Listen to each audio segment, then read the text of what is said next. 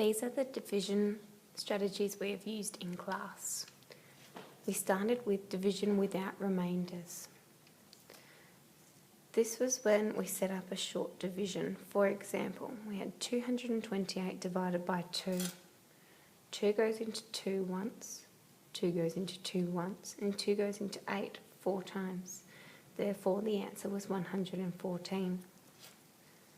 If we have a go at this one over here, 560 divided by 5, we can see that 5 goes into 5 once, 5 goes into 6 once, and there's 1 left over. So we put that here. That then makes this a 10. 5 into 10 goes twice. So our answer is 112. Pause the video now and have a go at these 2 questions in your math exercise book. The next strategy we looked at was division with remainders. There were 2 ways of doing this. We could have done it the same as we did with short division and just had a remainder, or we can break it out into place value. For example, 647 divided by 2. 6 is in the hundreds position, so therefore it's worth 600. 4 was in the tens position, so it's worth 40. And 7 was in the units or the 1 position, so it stays as a 7. We then divided them by 2 and added them together to get our answer. If we have a look at this one together, we've got 9 in the hundreds position, so it makes it 900 divided by 3. 6 in the tens position, which makes it 60 divided by 3, and 5 in the ones position divided by 3. Then for this instance, let's pretend that the zeros aren't there. So we've got 9 divided by 3 is 3, and we put the zeros back on. Get rid of the 0. 6 divided by 3 is 2, put the 0 on to make it 20. And 5 divided by 3, 3 goes into 5 once, and there are 2 left over, so remainder 2. Then we add those together.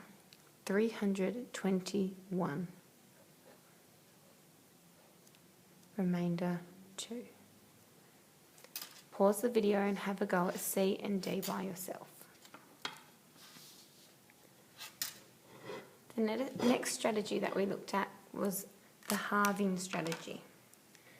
Now, this is when 2 numbers seem too large to work out in our heads.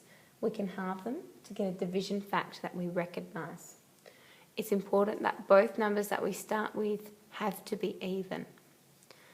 For example, 144 divided by 16. Half of 144 is 72. Half of 16 is 8. 8 goes into 72 9 times. If we have a look at this one together, we've got 96 divided by 12. We need to halve 96. A good way of doing this is seeing half of 90. We know half of 90 is 45, and half of 6 is 3. If you put those 2 numbers together, it comes to 48.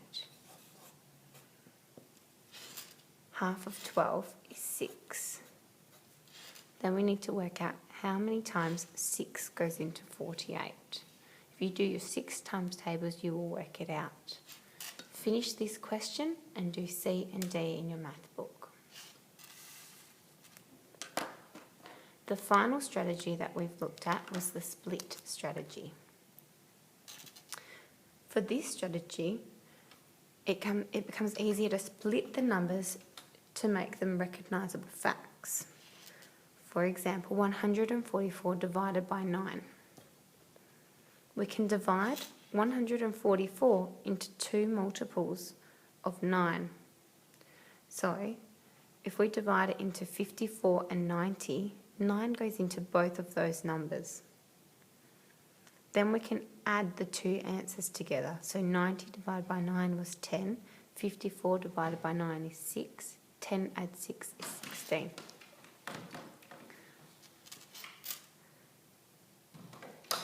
if we do 112 divided by 8 together, we've broken up 112 into two facts that are divisible by 8, so 80 and 32. 8 goes into 8 10 times, and 8 goes into 32 4 times. 10 add 4 is 14. Let's have a go at this one together. We're going to break up 85 so that it's two numbers divisible by 5. If I went 50, then there would be 35 left over, and both of those numbers are divisible by 5. I'd like you to solve the rest of that problem yourself and have a go at D by yourself.